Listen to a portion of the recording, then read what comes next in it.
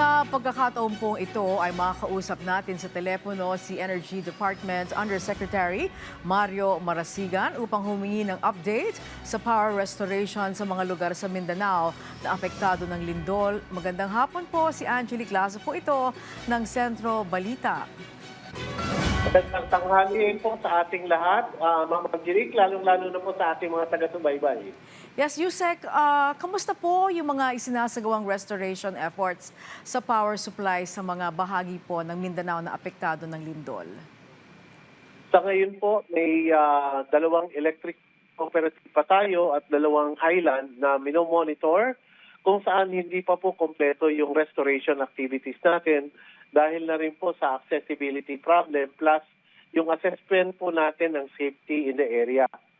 Doon po sa parte na covered ng South Cotabato Electric Cooperative o Socotec 2, ang pinakamalaki pong ang pinakamarami pa pong bahay na hindi natin konekta ay sa municipality po ng Glan. Ito po yung binisita ng ating mahal na Pangulo kung saan po 32% pa lang po na ibabalik natin sa na nabibigyan natin ng mga consumers na services natin. Samantalang sa Davao del Sur Electric Cooperative naman po, meron na po tayong less than 1% na dapat makumpleto. Pero ito po ay meron po kabuuang 1,600 household connection pa. Pagdating naman po doon sa dalawang isla natin na minomonitor, ito po yung nasasakupan. Yung una, Sarangani Diesel Power Facility po ng National Power Corporation. Operational na po in full yung kanilang power plant. Ang may problema po tayo ay doon sa mga malalayong barangay. So, sa ngayon po, dalawang barangay pa ang kulang ang connection natin. At hopefully po ay matapos natin ito within the week.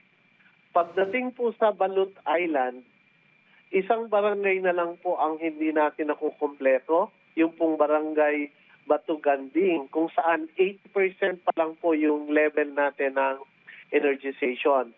Dahil po kanilang power plant na pag-aari ng PSPI ay tumatakbo na po at fully operational. So nasa distribution line restoration na po tayo.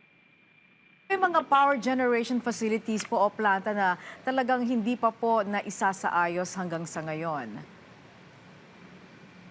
Meron pa po tayong dalawang planta na hanggang sa ngayon ay hindi pa nakakabalik sa serbisyo. Ito po yung dalawang unit ng SMC Malita Pool, kung saan po ay hanggang sa ngayon ay hindi pa po sila nakakapag-kompleto ng kanilang repair. Ayon po sa kanilang assessment, baka po matagalan pa sila na ma-restore ito dahil sa kanila pong latest na inspection, nakakita po sila ng mga karagdagang pagkasira at nangangailangan po sila ng additional days para makompleto yon. Yun po sana ay tinatarget natin na sana online na bukas, pero ayon nga po sa pinakahuling report ay hindi pa nila maiisagawa ito umpisa ngayong araw na to. So nangangailangan po sila ng karagdagang araw bago makumpleto ang kanilang repair. Opo. Kahapon, nagkaroon ng panibagong earthquake na 6.2 sa Davao Oriental. Ang tanong po naka-apekto po ba ito sa power restoration na isinasagawa ngayon dun sa mga unang nilindol? Kami po ay lubos na nagpapasalamat dahil hindi po naka-apekto yung pong panibagong lindol or aftershock. At nagpatuloy po yung ating mga restoration activities. Wala rin po tayong natanggap na karagdagang pinsala na dulot po nitong aftershock na ito. Okay, ano pong mga hamon ang kinakaharap natin sa power restoration efforts sa mga apektadong lugar? I would imagine bagsakan po siguro mga poste at mga linya po ng elektrisidad.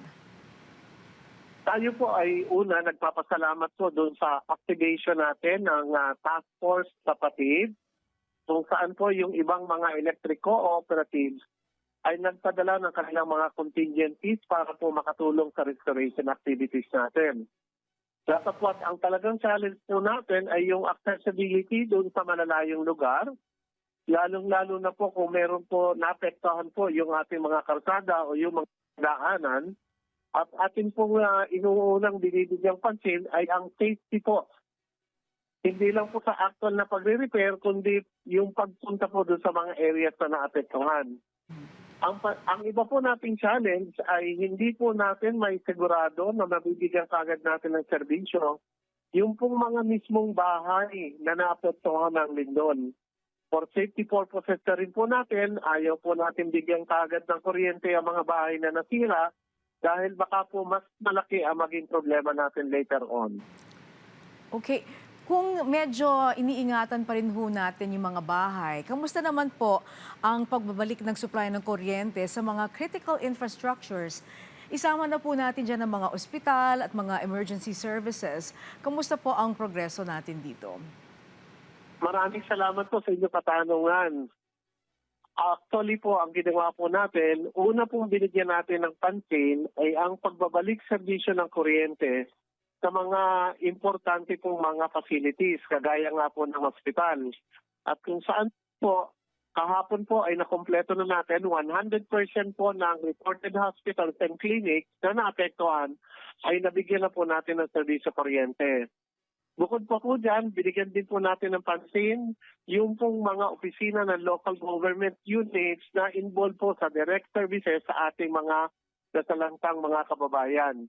At pangatlo po ay yung pong tinatawag natin mga evacuation centers. Sinisigurado rin po natin na mayroon po silang kuryente para naman po yung ating mga evacuees ay mabigyan ng kahit paano ay comfortable situation doon sa mga evacuation centers. Meron din po bang hakbang ang DOE para mapatatag pa ang mga power facility? Hindi lamang po para sa mga lindol, no? Pero isama na rin po natin na iba pang mga kalamidad. Ay, tama po kayo.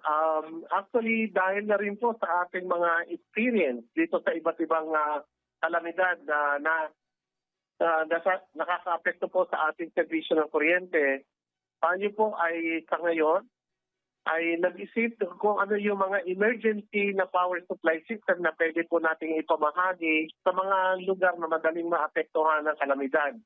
Meron po kami tinatawag na mobile energy system kung saan ito po ay solar powered.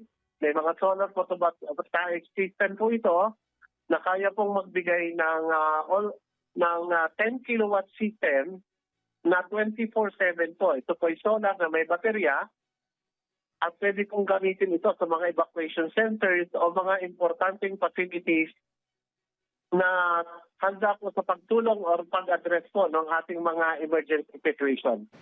Ako, maganda po yan. And finally, ano po ang mensahe ng DOE sa publiko?